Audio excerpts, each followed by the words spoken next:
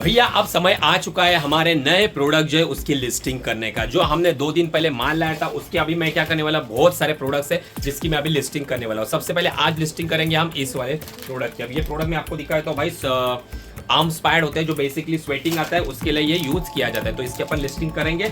इसका मेरे को फोटोशूट करना पड़ेगा, कुछ इमेजेस जो रहेंगे वो नेट से भी डाउनलोड कर लूंगा। तो ये आज काम है मेरा। और इसके साथ हमने कुछ नए आर्टिकल्स भी लाए तो उसका भी अपने को शूट कर लेना है। तो hey guys, welcome to another new vlog. भैया आज के व्लॉग में मेरे को बहुत सारा काम है और ऊपर से जो है ना होम एंड किचन कैटेगरी की बात करूँ ना तो वहां पे दिक्कत आने लगी है। अब आप सोच रहे हो कि भैया अभी तक होम एंड किचन के ऊपर वीडियो क्यों नहीं आ रही है, आपका आपने नया अकाउंट अभी तक बनाया क्यों नहीं? तो उसका एक बहुत बड़ा रीजन है और बहुत बड़ा इशू भी हो गया है। वो इशू ये है ना कि मैंने जैसे कि बोला ना आपको, करंट अकाउंट मेरे को नया बनाना था तो उसके है ना मेरे को दिक्कत आ रही है। दिक्कत ये आ रही है ना कि जो ये मेरा नया अकाउंट है ये मैंने मेरे मम्मी के नाम पे जीएसटी नंबर नया रजिस्टर करा हुआ है, ठीक है। तो वो जो कंपनी है वो रजिस्टर हो गया मेरे मम्मी के नाम पे। अब बैंक अकाउंट जो है ना वो पहले से मेरे मम्मी का ना ऑलरेडी बना हुआ है, जो कि हमारा संकेत गारमेंट, जो आप नीचे शॉप देखते हो ना वो संकेत कलेक्शन, तो वो उसके नाम से ऑलरेडी हमारा एक नाम उद्यम आधार जो है ना वो मम्मी ने पहले बहुत टाइम पहले निकाल के रखा था। अब क्या हो रहा है कि आपको ना अगर करंट अकाउंट निकालना है तो बैंक वाले ना मैंडेटरी मांगते हैं आपके पास उद्यम आधार होना जरूरी है।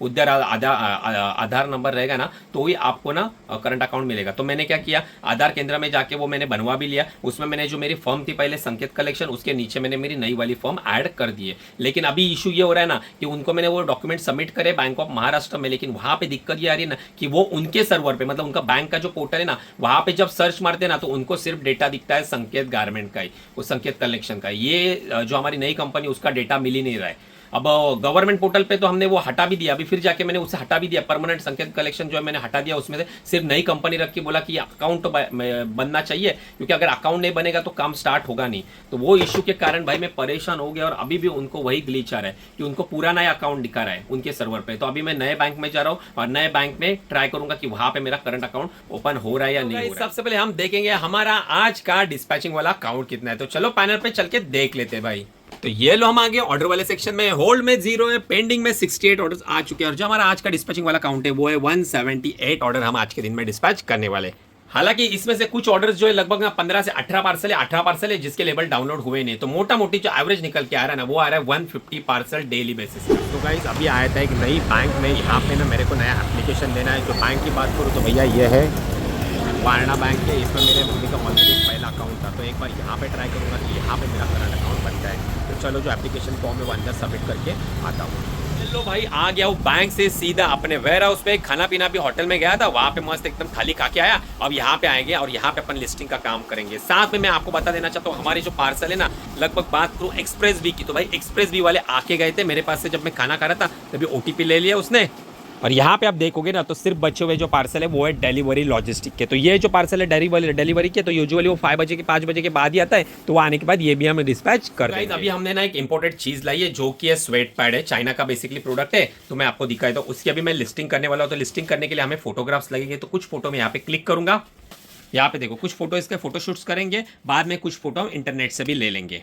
अब एक बात आपको पता है, जब भी आप किसी प्रोडक्ट की लिस्टिंग करोगे या नया मार्केट से प्रोडक्ट लाओगे ना, जिससे लिस्टिंग करने से पहले ना आपको अपने कॉम्पिटिटर है ना उनको भी एनालाइज करना मैंडेटरी। अगर आप उनको एनालाइज करोगे नहीं तो आप एक सही प्राइस भी नहीं डाल सकते और सही तरीके से आप लिस्टिंग भी नहीं कर सकते। तो आपको ना पहले रिसर्च करना पड़ेगा कि जो आप प्रोडक्ट बेचना चाहते हो वो ऑलरेडी एग्जिस्टिंग प्लेटफॉर्म पर बिक रहा है, नहीं बिक रहा है, और अगर बिक रहा है ना जो प्रोडक्ट तो वो किस तरह से बिक रहा है, उसके ऊपर क्या रिव्यू रेटिंग आ रही है, उन्होंने कैसे लिस्टिंग करी है। ये सारी चीज़ें ना हर टाइम आपको लिस्टिंग करते वक्त ना ध्यान देना पड़ता है। तो मैंने यहाँ पे एक बार ना मीशो का पैनल ओपन कर लिया है। तो जैसे कि यहाँ पे देखोगे तो यहाँ पे देखो ये स्वेट पैड जो है बहुत सारे कंपनी के। तो यहाँ पे मैं थोड़ा चेक करूँगा कौन कौन से किसने किस तरह से लिस्टिंग करी है, किसकी क्या क्या रिव्यू रेटिंग है।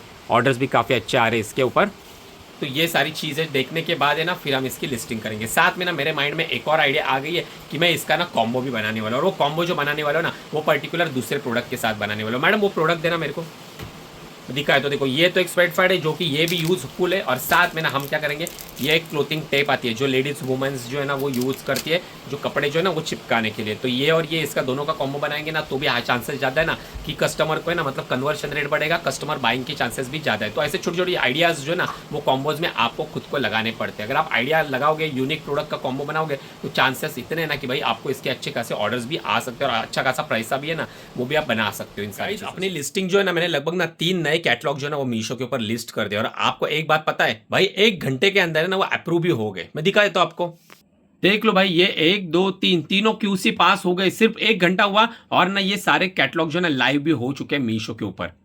इसके साथ एक इंपॉर्टेंट चीज आपको पता है, आप जब भी मीशो के ऊपर ना नई लिस्टिंग क्रिएट करोगे ना, कोई भी प्रोडक्ट हो, चाहे क्लोथिंग हो या अंडरगारमेंट्स हो या फिर होम एंड किचन हो या मोबाइल एसेसरीज हो, कोई भी टी शर्ट की आप लिस्टिंग करते हो, कोई भी प्रोडक्ट की लिस्टिंग करते हो ना, तो वो समय ना जब आप क्यूसी के लिए सेंड करते हो ना, तब आपको एक छोटा सा ना पॉपअप आता है कि भैया बूस्ट योर एड, वो हमेशा अप्रूव कर देना। 100 रुपए में आपका कैटलॉग जो ना 22,000 विजिबिलिटी उसको मिल जाएगी और ऑर्डर्स भी है ना आना स्टार्ट हो जाएगी। तो ये बेस्ट ट्रिक रहती है, आप जब भी नया कैटलॉग ऑन करोगे ना, सॉरी ये लिस्ट करोगे ना, तो वो टाइम आपको ना मीशो मौका देता है सिर्फ उस प्रोडक्ट को ना आपको 100 रुपए में डेली बेसिस पे कैंपेन रन करने का मौका मिलता है। ये बाद में आप नहीं कर सकते, याद रखना। अगर आपका वो मौका चूक गया ना, अगर आपने वो समय वो अप्रूवल बूस्ट ऐड का नहीं दिया ना, तो फिर बाद में आपको अगर ऐड रन करनी पड़ेगी ना, तो भैया डेफिनेटली आपको 300 रुपीज मिनिमम जो है ना वो चार्जेस आपको पे करने ही पड़ेगी। और ये 100 रुपया ना भाई, ये तो मैं आपको रिकमेंडेड करूंगा कि 100 रुपए में भाई कुछ नहीं मिलता आजकल।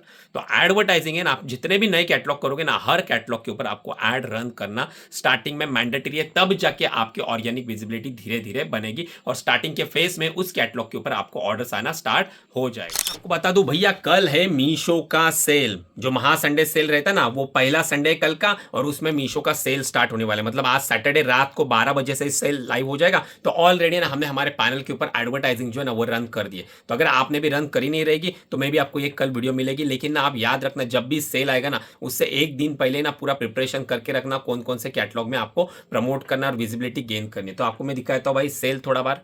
तो ये देखोगे तो देखो 6 जुलाई का पहला सेल होने वाला है, जो कि धमाकेदार होगा और इसमें ऑर्डर्स आने के भी चांसेस है ना थोड़े अच्छे खासे। एज यूजुअल से तो भाई ज्यादा ही ऑर्डर्स आएंगे। तो हमने ऑलरेडी पार्टिसिपेशन करा हुआ है, साथ में ना इसमें एडवर्टाइजिंग भी हमने बजट लगा के रखा हुआ है। देख लो भाई, एडवर्टाइजिंग में आ गया। आज का आपको दिखाया तो एडवर्टाइजिंग के ऊपर आज के दिन में हमने कितना पैसा स्पेंड करा है। तो देख लो भाई, 2 डेज का मैंने फिल्टर लगाया, मतलब आज के दिन का है। और आज देखो भाई, लगभग ना 767 हमारा अभी तक शाम के समय तक 767 जो है ना वो बजट खत्म हो गया। अब टोटल कितना बजट लगा है वो आपको मैं कल वाले व्लॉग में दिखाऊंगा। साथ में रेवेन्यू देखो भाई, ताबड़तोड़ 18,000 का रेवेन्यू है। अगर आपको किसी को झूठ लगता है ना, तो भाई ये रिफ्रेश भी करके दिखा दे। देखो ये मैंने मार दिया रिफ्रेश, ये देखो आ गया। अरे भाई ये देखो, ये तो गड़बड़ हो गई। मैंने 2 डे का फिल्टर लगाया था, ये आ गया 30 डेज का। तो यहाँ से अपन फिर से फिल्टर जो है वो अपन लगा देंगे 2 डेज वाला। ये आ गया 2 डे का फिल्टर और ये आ गया हमारा 18,000, सेम अमाउंट होगी। अब आरओआई की बात करेंगे तो आरओआई देखो भाई क्या ताबड़तोड़ 26% का आरओआई हमें रिसीव हो चुका है। साथ में व्यूज तो भाई अनगिनत व्यूज है, क्लिक भी बहुत सारे आ चुके हैं। और ऑर्डर की बात करूँ तो देखो आज हमने ना सिर्फ एड से 58 ऑर्डर जो है ना वो हमने रिसीव करे हुए हैं। अब भैया ये जो आरओआई ना, ये भाई सच में कमाल का आरओआई 26%। अगर आप ई कॉमर्स बिजनेस में 10 का आरओआई भी आपके कैटलॉग के ऊपर आता है ना, तो वो बेस्ट माना जाता है। यहाँ पे तो भाई 26 का है। अगर आपको मैं ये ना एडवर्टाइजिंग रिलेटेड स्ट्रैटेजी सीखनी है ना, कि एड अगर आप रन करते हो तो आपके यहाँ पे अगर ना आरओआई आता नहीं है, आपको 1 2 3 में आपका आरओआई खत्म हो जाता है, लेकिन पैसा तो पूरा बर्बाद होता है, ऑर्डर नहीं आते और आरओआई 1 2 का ही बनता है। तो उसके लिए भी एक स्ट्रैटेजी होती है। अगर आपको डिटेल में एडवर्टाइजिंग सीखनी है ना भाई, किस तरह से एड रन करते हैं, कौन सी वाली एड आपको रन करनी चाहिए, क्या क्या चीजें होती है जो आपको ना एक ऐड रन करने के बाद आपको मेजर करनी पड़ती है। तो बहुत सारे की पॉइंट्स होते हैं, वो अगर आपको डीपली सीखना है तो हमारा वर्कशॉप है अपकमिंग में, जो 20 जुलाई को स्टार्ट होने वाला है। तो अगर आपको पार्टिसिपेशन करना है, जिसमें सिर्फ ऐड ही नहीं भाई, आपको प्रोडक्ट रिसर्च भी सीखने को मिलेगा, साथ में भाई पूरा ई कॉमर्स मतलब अकाउंट क्रिएट करने से जो अकाउंट में ग्रो होने तक ना सारी चीजें आपको सीखने को मिलेगी। मीशो और फ्लिपकार्ट दोनों मास्टर बन जाओगे। तो अगर आपको सीखना रहेगा तो ये वाला व्हाट्सअप नंबर है, यहाँ पे एक बार मैसेज कर देना, हमारी जो टीम है वो आपको रिवर्ट बैक कर देगी। तो जल्दी सीट बुक कर लेना भाई, लिमिटेड सीट रहते हैं, ज्यादा मैं लोग ये करता नहीं, क्योंकि ज्यादा लोग आ गए ना तो भैया फिर क्यूएनए में दिक्कत आती है, क्योंकि सबके सवाल भी तो क्लियर करने पड़ते हैं। इसके लिए हम ना लिमिटेड सीट ही रखते हैं, और जो फटाफट जो है ना फुल हो जाती है। तो करना रहेगा तो भाई कर लेना गाइस। आज का व्लॉग अपन यहीं तक रखते हैं। बाकी ना अभी कल हमारी एड स्ट्रेटेजी क्या है, कितने हमने एड के ऊपर स्पेंड करा है और हमारे उसका आरओआई कितना बना है, ऑर्डर कितने आए, सेल में पार्टिसिपेशन करने के बाद हमारी कितनी विजिबिलिटी बूस्ट हो गई, वो आपको नेक्स्ट कल वाले व्लॉग में देखने को मिलेगा। तो अगर आप चैनल पे नए हो तो चैनल को सब्सक्राइब कर देना, वीडियो को लाइक जरूर कर देना। तो आज का व्लॉग यही तक, बाकी मैं मिलता हूं आपसे हमारे कल वाले सुबह 9 बजे एक नए व्लॉग के साथ। तब तक के लिए गुड बाय गाइज।